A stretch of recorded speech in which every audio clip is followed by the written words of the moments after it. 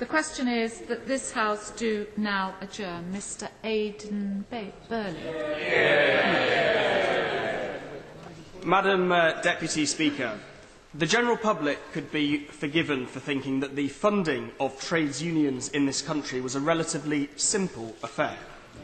Employees who wish to join a union pay their subs and they receive the benefits of their membership. Out of those subs, the unions then fund their activities, their offices and their costs, including the cost of the salaries of those full-time union officials who spend all day working on union activity rather than working their normal job. Not so, Madam Deputy Speaker. Over the last 13 years of the last Labour government, a Labour government funded to the tune of £10 million a year by the unions, an insipid, backhanded and frankly dodgy system has emerged which ensures that millions of pounds a year of taxpayers' money is now being used to fund political union activity. In simple terms, Madam Deputy Speaker, the taxpayer is directly funding those organising strikes and chaos and also indirectly funding the Labour Party, and I think that is wrong. I'll give way. Right, thank you. I thank the honourable gentleman for giving way, but could he describe to the House his interpretation of a trade union official, because it is fundamentally different to what he is stating in this debate this evening. Exactly. There is a difference between a trade union official and a trade union representative. Absolutely. Exactly. If the honourable gentleman had given me more than a minute to get going, I will come on to this very point. But to answer his question directly, my contention tonight is a very simple one. Any activities that people undertake on behalf of trade unions should be funded by the trades unions and not by the taxpayer. Madam Deputy Speaker, some excellent research by the widely respected Taxpayers Alliance in September last year revealed some absolutely startling results. The TPA submitted FOI requests to 1,253 public sector organisations, including councils, government departments, PCTs, foundation trusts, ambulance services, fire services, and all quangos with more than 50 staff. They found the following. Trades unions received £85.8 million in total from public sector organisations in 2010. That £85 million is made up of £18.3 million in direct payments from public sector organisations, mainly the Union Modernisation and Union Learning Fund, and £67.5 million in paid time staff time, the subject of this debate. I'll give way in a minute. This is up 14% from 2008-09, when trades unions received just £76 million from the public sector organisations. Just the Department for Business, Innovation and Skills alone gave unions £15 million in direct subs in 2009-10. Total public funding for the trades unions in 2009-10 was 20% more than the combined contributions to both the Labour Party and the Conservative Party. And finally, 2,493 full-time equivalent public sector employees worked for trades unions at taxpayers' expense in 2009-10. I'll give way. I am most grateful to my honourable friend for giving away, Madam Deputy Speaker. And, Madam Deputy Speaker, I wonder if it may interest you to know that in Leeds City Council, a white paper was brought forward by Councillor Alan Lamb, a local small business entrepreneur, who said that it was outrageous that Leeds City Council should be spending £400,000 a year of taxpayers' money on union officials. Does my honourable friend believe that it was right that it was voted down by Labour councillors who received money to get elected to Leeds City Council in the first place? Is that not a personal and prejudicial interest? The honourable member for Elmet and Rothwell makes an excellent point, and I find it astonishing that in this place and elsewhere anybody with an interest is required to declare it, other than being a member of a union who might fund them and their local constituency parties. I thank my honourable friend for giving way, and I should declare an interest. I am a proud trade unionist and a member of Prospect, and Margaret Thatcher and Norman Tewitt were proud trade unionists as well. Now, whilst I agree with the sentiments of my honourable friend, does he not agree with me that despite the abuse, there are many moderate trade unions around the country who do a great job in representing their interests, and actually a third of trade union members vote Conservative, and Conservatives should do all they can to build bridges with moderate trade unions? I think the honourable gentleman makes a good point, and I think few would take issue with unions working on behalf of their members in government departments or other public bodies in their own time with union funding. But my question to him in the House tonight is, why are the taxpayers funding it? I'll make a little progress and then I'll take you next. Madam Deputy Speaker, it's this last point that I want to focus on during this debate tonight. The fact that 2,493 full-time equivalent public sector employees worked for trades unions at the taxpayers' expense in 2009-10. And the TPA have even broken these people down by sector. 813 worked in local authorities, 630 worked in quangos, 611 in government departments, 130 in foundation and acute trust, 96 in PCTs, 43 in NHS mental trust, and 41 worked in fire service. My problem with these astonishing figures is incredibly simple.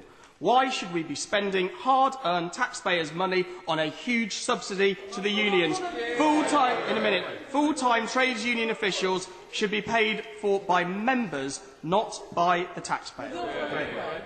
I thank the honourable member for giving way. I do hope the honourable member gets the opportunity to make this speech in front of steelworkers who I have the privilege to represent, because, of course, these regulations also go across the private sector. And this government at the moment, which tries to provoke public sector strikes at the moment, should be more fearful of SME companies in the private sector which are ununionised at the moment, where the incidence of wildcats are actually increasing. You need unions on site to deal with vast amounts of people to keep the cost of HR down. And such adjournment debates as this actually provoke very poor industrial relations. I think the honourable gentleman will come to regret that question. And I'm not actually sure what his question was, but I simply point out this. What goes on in the private sector doesn't bother me because it's private money. This is public money that I'm talking about, and that is... I'll make some progress. Madam Deputy Speaker, trades unions are an important part of society. They are an important part of Britain's big society. But the support they get from the taxpayer has got way out of hand. Few would take issues with the unions working on behalf of their members, but they must do it in their own time or with union funding. Why are the public paying for it? I'll just make a little progress. In the 6 months to March this year, the unions had enough money to give almost £5 million worth of donations to the Labour Party, whilst paying their leaders up to £145,000 a year as RMT Bob Cronar receives. In fact, 38 union general secretaries and chief executives receive remuneration of more than £100,000. To name but one, former Joint Secretary of Unite Derek Simpson received over £500,000, including severance pay of £310,000. This is in addition to the fact that the trades unions get £18.3 million. Order. Whilst members on all sides of this House clearly have strong views on this subject, this is an adjournment debate, which is still being televised, and the behaviour of members doesn't always draw well on them. The honourable member whose adjournment debate it is entitled to be heard. Aidan Burley. Thank you, Madam Deputy Speaker, and I hope all would agree that I'm trying to be quite generous in taking interventions, but I only have 15 minutes to speak. As I mentioned earlier, in addition to this, the trades unions currently get £18.3 million in direct payments from the taxpayer every year through the Union Modernisation and the Union Learning Fund. So they've got nearly £20 million in their bank accounts before any time off at taxpayers' expense. Surely they can cover their costs with a £20 million annual grant plus all of their subs. Okay, I'm most grateful. I also want to stress that I support the unions, and I met with my union representative today for an hour-long time in relation to certain matters. But the issue I do want to address is, what does my honourable friend feel that the money of the £85 million could be spent upon? Well, the very simple answer to that is frontline services and not full-time union officials. Madam Deputy Speaker, the legal background to this is that under the Trades Union and Labour Relations Consolidation Act 1992, Part 3, Section 168, a union representative is permitted to paid time off for union duties. According to ACAS, trades union duties include everything from the terms and conditions of employment, the physical conditions of workers, matters of trades union membership or non-membership. However, under the same Act, any employee who is a union representative or member of a recognised trades union is also entitled to unpaid time off to undertake what they call union activities, activities which are distinct from duties. Union activities defined by ACAS can include voting in a union election, meeting regarding union business, but there is no statutory requirement to pay union representatives or members for time spent on union activities. But both union duties, he's chuntering from a sedentary position, but I can't hear what he's saying. Union duties and union activities both fall under the remit of a union representative, and therefore some union representatives are currently being paid for undertaking activities and duties, and I think that is wrong. In addition, union learning representatives are also entitled to paid time off for duties including analysing learning or training needs, providing information about learning and training matters, arranging learning or training, promoting the values of learning and training. But to answer the honourable gentleman who's chuntering from a sedentary position, isn't all that the job of the HR department? Madam Deputy Speaker, in 2004, just be quiet, in 2004, the Labour government made a commitment to boost the number of union learning representatives in the workforce to 20,000, which was a threefold increase at the time. And the upshot of all of this is this. A significant number, nearly 2,500 full-time equivalent union representatives are fully paid for by public funds, which means that the trades unions themselves do not bear their own representation costs. I give way. For giving way, speaking as somebody who in the early 1980s was actually a member of the CPSA and actually received facility time and worked as a trade union representative. Can I just say that where I worked, it was 90% plus union organised, and we didn't have any strikes. We had a great working relationship within the building, and it's because we could sit down with management, and they enjoyed this, where we could sit down and talk through problems. And can I just say that where you're starting from ends up where part of my union ended up, where in 1984 the CPSA was banned from GCHQ for membership of the... Deputy Speaker, should honourable members on the opposition benches declare their interest if they have received union funding in their capacity as members of this House or for political campaigns before making interventions, I would be grateful if you could clarify the rules on that matter. Mr Warburton, I'm sure everybody is aware of what they should be declaring with regard to their interests when they participate in any debate, and that applies to an adjournment debate, which this is, and normally the property of the member whose debate it is tabled in. So, Mr Aidan Burley. I've forgotten part of his point, but I simply say the unions are entitled to do what they like. I'm sure what he did, a lot of it was very good work. My point is they should do it on their own time and paid for by themselves, not paid for by the taxpayer. Madam Deputy, I will in just 1 minute. The upshot of all of this extra money is that they frees up a huge amount of money, whether from the direct grants or the membership fees, which the unions can then use on political campaigns. If their other costs are paid but at the taxpayer's expense, the unions can use the rest of their income from political activities. I won't give way. So in his response, I'd be grateful if the Minister could address the distinction between paid time off for union duties and unpaid time for union activities. And what is the government doing about union officials who play the system and use their paid time off for political activities? Is the government planning to mandate public bodies to more accurately record which time is taken off for political activities, and because they should not be funded by the taxpayer? Because we know, Madam Deputy Speaker, just from a written answer today from the DCLG, that public bodies don't even bother recording union time accurately. The Honourable...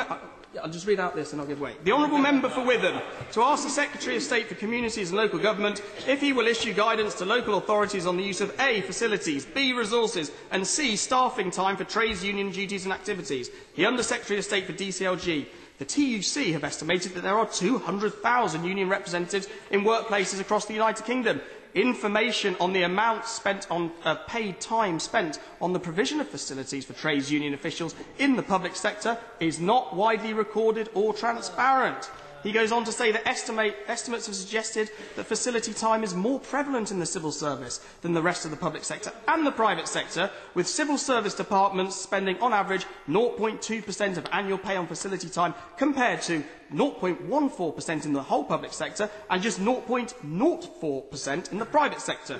We would actively encourage local authorities to reduce the amount of facility time to the norm of private sector levels. That was the Parliamentary Under Secretary of State today. I give way. I'm very grateful. As a former shop steward, I hope that I represented my members with integrity, vigour and some success, and I never took a single penny piece from the public purse. Would the honourable member, who has so commendably held this adjournment debate, agree with me that unions would actually advance their cause if they stopped taking public money, because if they did that, maybe more people would join them because they wouldn't be seen as extensions of the Labour Party? The honourable lady is entirely right, and this is the point that I am trying to make, and this is my direct question to the government tonight. Are they willing to go further and change the 1992 Act, which the honourable lady mentions, so that trades unions should fund all of their activities from their subs, and there should be no taxpayer subsidy to those who take time off to spend on union activity? This would, I won't give way, this would certainly be many people's preference. By way of example, Madam Deputy Speaker, the excellent, independent and non-taxpayer funded campaigning website Order, or the Guido Fawkes blog, has been highlighting the practice of paying union officials out of the taxpayer purse. Following their campaign, full-time taxpayer-funded trades union officials have become known as pilgrims in the media, after Paul Staines exposed one such full-time union rep named Jane Pilgrim as a full-time trade union organiser working in the NHS for Unison. She came to public attention in 2011 after criticising the government's health policies. Despite being billed as a nurse, she was found to be a full-time trades union official being paid £40,000 by the hospital. She's now under investigation by both St George's Hospital and Unison for running a private health consultancy called the Pilgrim Way on the side, creating a clear conflict of interest. As the website states, there is no justification for the taxpayer paying a lobbying organisation to fight for an unsustainable mess in the interest of a vocal minority group. We don't pay the arms dealers and the tobacco lobbyists staffing bills.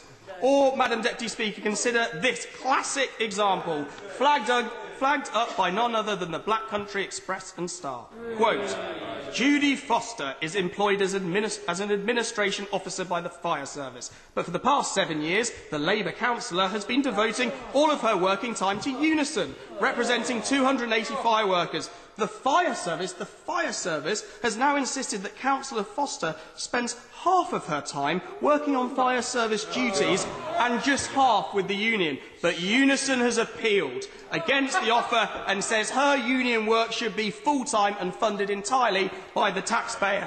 And my question is, why and on what grounds? I give way. Declare your interest. Thank the honourable gentleman for giving me. But can I, as a proud member of Unite the Union, but also chair of the Unite Parliamentary Group, we would welcome you to come along and tell us where it is that we're going wrong. Well, this is an invitation for you to come along and tell the group where it is that we're going wrong. But can I say to the gentleman, one of the main factors in the trade union official's job is identifying, recognising and preventing health and safety at the workplace. I don't mean in the office, I mean at the workplace. Has he factored in any of those figures from the Taxpayers Alliance? Hospitals.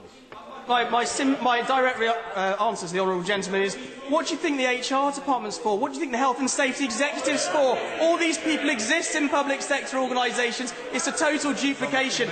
I won't give way.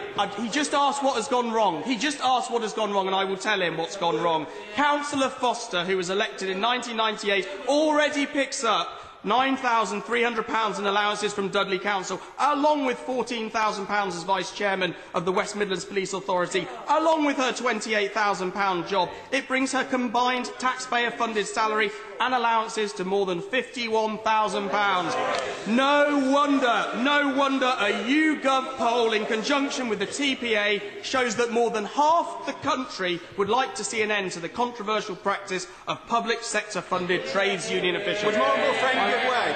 I'd like to thank my honourable friend for giving way, and I too would like to declare an interest as the former father of the NUJ Chapel at ITV Yorkshire in Leeds. And with my honourable friend from Harlow, we attended the TUC Congress last month here in London. Would my honourable friend find it surprising that whilst representing the union member at ITV Yorkshire in Leeds, the fat cat's boss at ITV, who was slashing jobs whilst taking millions in pay, shares and perks, has now been tasked by the leader of the opposition to reform the Labour Party? Shame. I'd love to say I was surprised, but after revising for this debate, I'm not surprised anything anymore. Madam Deputy Speaker, in conclusion, it is my simple contention that trade unions should pay for representation within public sector organisations themselves through their subscriptions. It is unfair that taxpayers should have to shoulder that burden. Unions raise substantial sums through membership subscriptions. For example, in the Home Office, just the Home Office, their subs came to over 2 million in 2009-10. Programmes that give the taxpayer money to trades union under the guise of workforce improvement should also be scrapped. This includes the Union Modernisation Fund and the Union Learning Fund. So will the Minister address what plans the government has to end full-time trade union work in the public sector? Will the Minister pledge to end full-time representatives who spend 100% of their time on trade union work while being paid their salary by the taxpayer? Will the Minister mandate all public bodies to record accurately time spent on both union duties and union activities? But, Madam Deputy Speaker, will the government go one step further? Employment legislation currently requires employers to make available a reasonable amount of time for trade union representatives to carry out their duty. Will he change that so that all time taken off for trade union activity is billed back to the union so the taxpayer is no longer funding their work? And finally, given that the unions start the financial year with a £20 million grant from the taxpayer, is the government looking at reviewing, paring down or abolishing the Union Modernisation Fund and the Union Learning Fund? Madam Deputy Speaker, the taxpayers of this country are currently bankrolling the unions. The equivalent of 2,500 full-time officials are being paid for by the taxpayer not to do the job they represent, but to do full-time campaigning activities that should be funded by the unions. This is at a cost of £86 million a year to the taxpayer, with 170,000 days off for union activities and £23 million of perks such as photocopying and phone calls. In an age of austerity, that £86 million cost is the equivalent of the expenditure of the Office of Fair Trading. Taxpayers expect their money to be spent on public services, not union services. We can no longer afford this Spanish practice, and I call on the Minister to end it. Minister. Well, Madam Deputy Speaker, there was I thinking this was just going to be a quiet conversation with the member for Cannock Chase in the traditional calm of the adjournment debate slot, but I was wrong. I congratulate him on securing the debate in the robust way in which he presented his argument. Let me try and clarify in the short time that I've got, Madam Deputy Speaker, what the position of the government is. First of all, we need to recognise that employment legislation requires employers to make available a reasonable amount of time off for trade union representatives to carry out their trade union-related duties. There are 9 areas of statute where union representatives have rights to paid time off to perform their duties. These cover areas such as representation, informing and consulting, collective redundancy, learning, health and safety. There's a reason for this. There's a clearly defined framework for consultation and negotiation between managers and employees, supports good employee relations. However, there is a cost to this. Department for Business, Innovation and Skills have estimated that paid time off for union duties cost employers £400 million annually, 0.07% of the total annual pay bill. Over half of this, £225 million, fell to public sector employers, with £175 million falling to private sector employers. And the Minister for the Cabinet Office and I agree that it is important that the right balance is found between effective representation of trade union members and value for money for the taxpayer. Now, yes, I'd like to give way briefly. Thank you. We've understood today, of course, there is abuse, and but would my honourable friend accept that there are some neutral unions who do use facility time constructively? For example, the First Division Association uses facility time to resolve workplace disputes and help families of Foreign Office staff to relocate overseas. And this is a valuable job, and we should be grateful that they're doing it. And I say this only to make the point that some, not all unions, are the Bob Crows, and has been described today. I do accept his valuable point, but there is clearly a case for review, and there is clearly a case for reviewing whether we have the right balance here. If I can, my honourable friend asked a number of specific questions, and I'd like to try and address those in the time that I've got. I'm afraid I won't have time for any more interventions. He asked for the distinction between paid time off for union duties and unpaid time for union activities, and what the government is doing about union officials who play the system, in his words, and use their paid time off for political activities.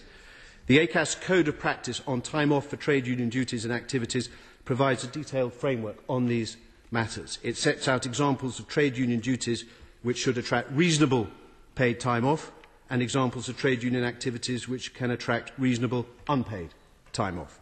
A review of current practice is currently underway in the civil service, but anecdotally we believe that many, if not most, departments currently give paid time off for these trade union activities, where reasonable unpaid time off may be more appropriate. My honourable friend then asked if the government was planning to mandate public bodies to more accurately record which time is taken off for political activities which should not be funded by the taxpayer. He'll be aware that the Minister for the Cabinet Office announced at the Conservative Party conference that the government intends to consult on ensuring transparency about the union facility time for which government departments and ultimately the taxpayer are paying. We will publish information relating to civil service trade union representatives and the amount of paid time that is being spent on union work, as well as the overall percentage of the pay bill for which this accounts. I've said that I won't be taking any more interventions just because of the limited time that I've got. In regard to the separate point on the 1992 Act, the central point, this is a matter for Biz Ministers to answer, but he has my assurance that I will make them aware of the specific points he made, and I will ask them to write to him directly to give him a response. In response to the list of questions at the end of his speech about government plans to end taxpayer-funded full-time trade union work in the public sector, to end full-time representatives and requiring transparency on costs for trade union representatives, the Minister for the Cabinet Office also announced at the Conservative Party conference that the government intends to consult the civil service trade unions on the following propositions. We will consult on introducing a cap on the amount of facilities time that can be offered by government departments to bring it in line with the statutory requirements. We will consult with trade unions on removing the practice of allowing trade union representatives to spend 100% of their time on trade union work paid for by the civil service. We do not think it is reasonable for the... I won't, because out of courtesy to the member who has secured this debate, I want to try and answer his questions. We do not think it is reasonable for the civil service to pay people purely to do union work, and it is arguably impossible for them to adequately represent the views of the staff in their department if they are not embedded in any way into the work of the department. In some circumstances, government departments are going beyond the requirements of the law by giving paid time off for trade union representatives to take part in internal trade union activities, e.g. executive group meetings, annual conferences, recruitment meetings. To address this, we will consult, Madam Deputy Speaker, with trade unions about any practice of paying for such trade union activities, with a view to instead enabling employees to take reasonable unpaid leave, as required under statute. In order to ensure transparency about the union facility time for which government departments are paying, we will publish information relating to civil service trade union representatives and the amount of paid time that is being spent on union work, as well as the overall percentage of the pay bill for which this accounts. In regard to whether we would go further with employment legislation, I've said that the Biz Ministers will respond more fully to this, but there are no plans for the law on trade union facility time to be changed specifically for the public sector or otherwise. A reasonable amount of time, paid time off, can offer value for money for the taxpayer. It can minimise working time lost due to disputes and accidents at work, for example. What is important, however, Madam Deputy Speaker, is for the government to ensure that public sector employers manage the paid time off they grant their union representatives effectively to deliver these potential benefits, which are the justification for spending taxpayers' money. And on his last point in relation to the grant for Union Modernisation Fund, there are no plans at present to review government's existing commitment to the Union Learning Fund as set out in Skills for Sustainable Growth. In conclusion, Madam Deputy Speaker, as I previously said, it is important that employees are represented fairly by union officials. However, in the current financial climate, it is right that the vital balance is found between effective representation of trade union members and value for money for the taxpayer. The measures proposed by the Minister for the Cabinet Office will address the current burden on the taxpayer, whilst wider transparency measures will also ensure other public sector organisations offer value to the taxpayer. It is essential that we achieve a fair balance on behalf of the taxpayer, and I am happy to keep my honourable friend updated on the government's progress. House stands.